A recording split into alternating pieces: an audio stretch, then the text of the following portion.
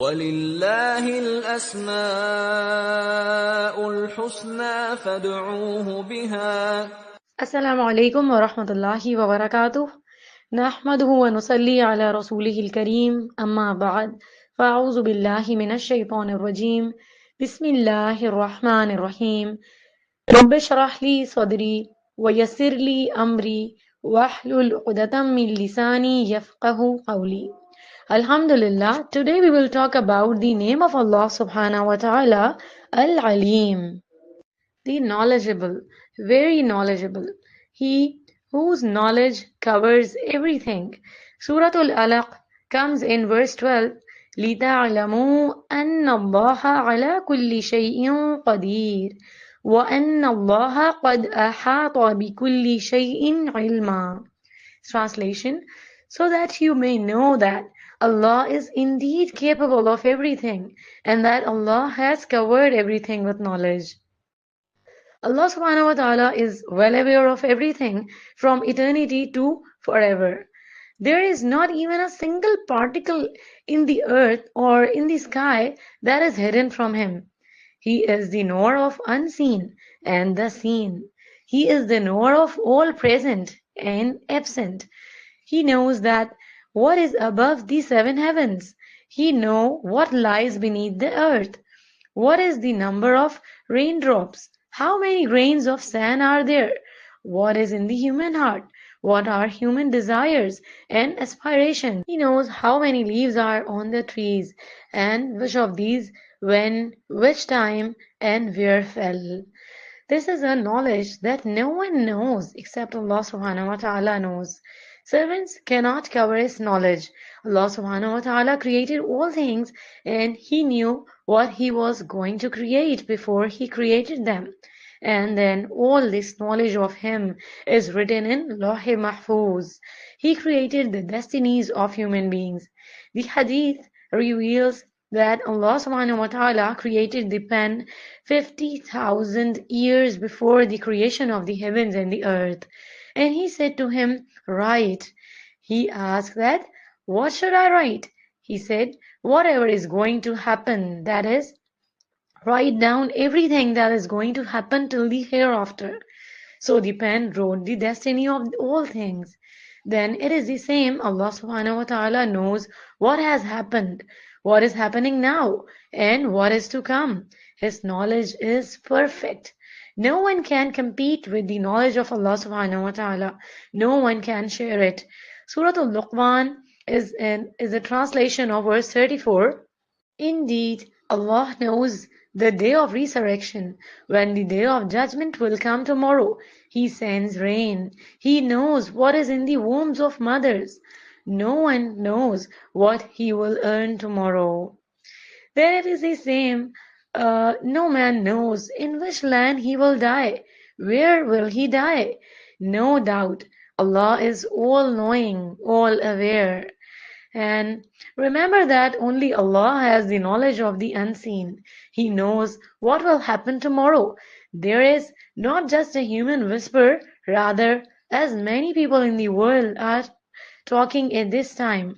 Whatever you are thinking, who intending to, who is assuming, He knows all about them very well. We humans do not even know what is under our 2 feet. Then it is the same. When a person sleeps, the person himself does not know on which crotch he is sleeping. When his eyes open, he realizes that he was lying on his right side. When the companions of the cave, Ashabul Kahf, woke up after sleeping for hundreds of years, they did not realize that they had slept for a night, or have slept for several hundred years. But Allah subhanahu wa ta'ala knows about each day and each night. Then similarly humans, others don't even know all the dialects of all humans, but whatever a person speaks in any language is in the knowledge of Allah subhanahu wa ta'ala. Then in the same way, Allah knows well all the deeds of His servants.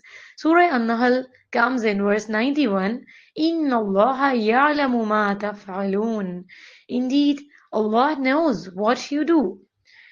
You are getting up, sitting, waking, walking, eating, drinking, sleeping, waking up, talking, being nice to someone, or dealing badly. Whether you worship Allah or don't, all these things that happen are in the knowledge of Allah subhanahu wa ta'ala.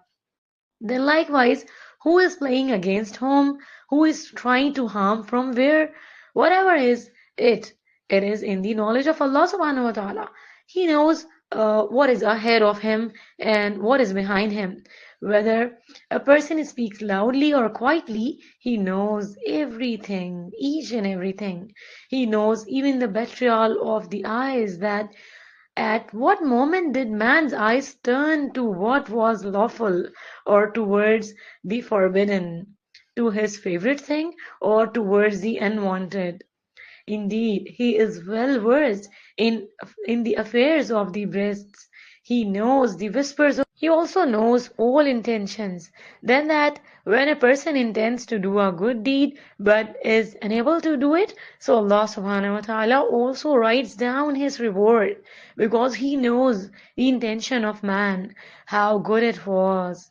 Similarly, if a person intends to do an evil deed and then does not do it, he leaves this evil deed out of the fear of Allah. Allah subhanahu wa ta'ala appreciates this intention too and writes the reward on it too. Then in the same way, if a person fulfills his intention, that is, a person who acts for the sake of Allah, so Allah subhanahu wa ta'ala rewards him from 10 to 700 times and even more. When Allah subhanahu wa ta'ala knows all this, then what should be our behavior? What should we have to do? We should spend every day and every moment of our life thinking that we are in His eyes. Anything, any action, intention, and any secret, it is not hidden from Allah subhanahu wa ta'ala. And along with this, His angels are also writing all this. And on the day of resurrection, all this will be revealed to man. Therefore, it is very important that a person should be very careful and lead a conscious life.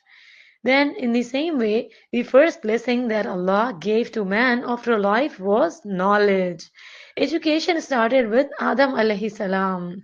Allah taught Adam alayhi salam all the names of all things and then presented them to the angels and said, if you are truthful, tell me the names of these things. But these angels could not tell them.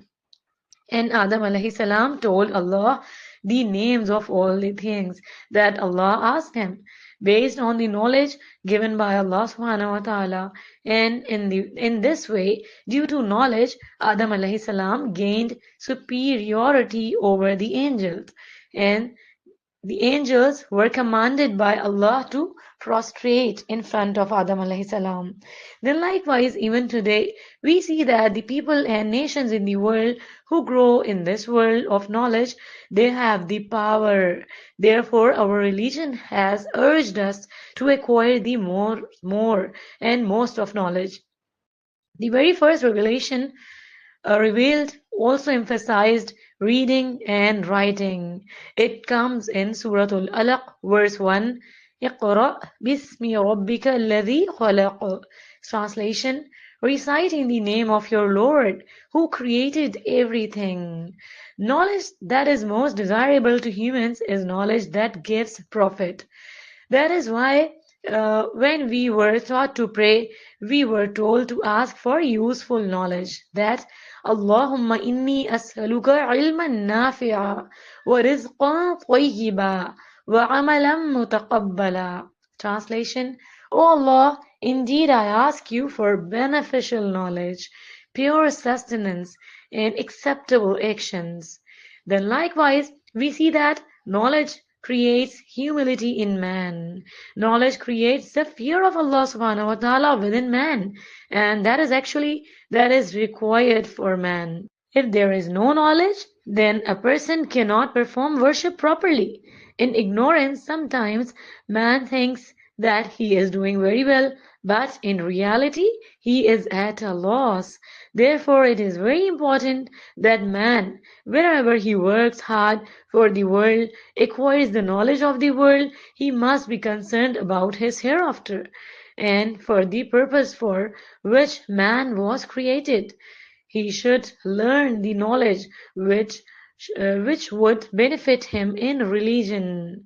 The Messenger of Allah sallallahu alaihi wasallam said, "All creatures pray for forgiveness for those who have knowledge, even the fish of the sea." The Messenger of Allah sallallahu alaihi wasallam also said that Allah, the angels, and all the people of the earth and the sky, even the ant in its hole, and the fish pray for good and send mercy to the man who teaches people good things. Therefore, a man should acquire knowledge as well as share it with others. This is the main point. Because Allah subhanahu wa ta'ala is Al-Alim himself.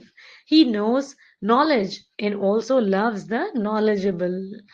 Then, in the same way, one should not be proud of one's knowledge after acquiring it. One should never be proud of knowledge. We should not never look down upon people. And it should always be remembered that the knowledge of all human beings combined is not even a drop compared to the knowledge of Allah subhanahu wa ta'ala. The attribute of Allah subhanahu wa ta'ala, which is Al-Alim. By referring to this attribute, man should pray to Allah Almighty for the acceptance of all his prayers. Always remember this point. Human beings should always seek good from their Lord, and only Allah knows what is good. May Allah subhanahu wa ta'ala grant us the best knowledge. Ameen Ya Rabbal Alameen. Wa akhiru da'wana alhamdulillahi Rabbil Alameen. سبحانك اللهم وبحمدك أشهد أن لا إله إلا أنت أستغفرك وأتوب إليك. السلام عليكم ورحمة الله وبركاته.